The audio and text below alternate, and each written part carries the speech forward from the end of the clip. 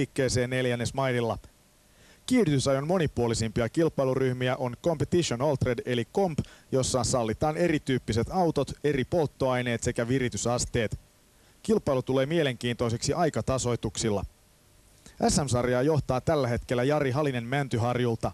Hänen Amerikan radolta ostettu ajokkinsa on tyypillinen avomallinen Altered, josta kuljettaja kertoo lisää.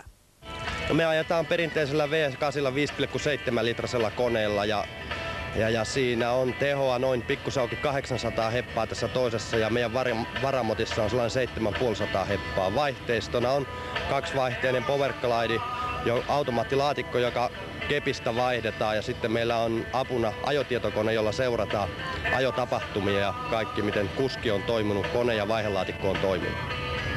Competition-ryhmä on niin sanottu indeksiryhmä, jossa autot ovat auton painon ja moottorin tilavuuden mukaan jaettu eri luokkiin. Onko tässä tilaisuus taktikointiin tuolla lähdössä, kun kevyempi auto lähtee eri aikaan?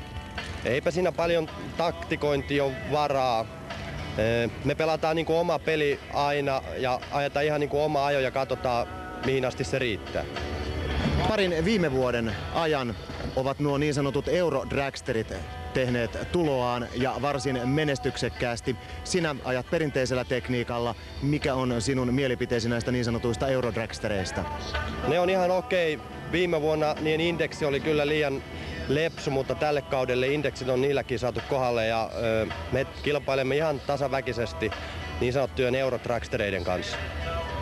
Viime vuonna kaksi varsin menestyksekästä tiimiä yhdisti voimansa, eli sinun tiimisi ja myös Arto Pälli Sulopuiston tiimi, eli Arto jätti nuo kilpahommat ja siirtyi sinun päämekaanikoksi. Tämä ilmeisesti on yksi syy nyt olemassa olevaan hyvään menestykseen.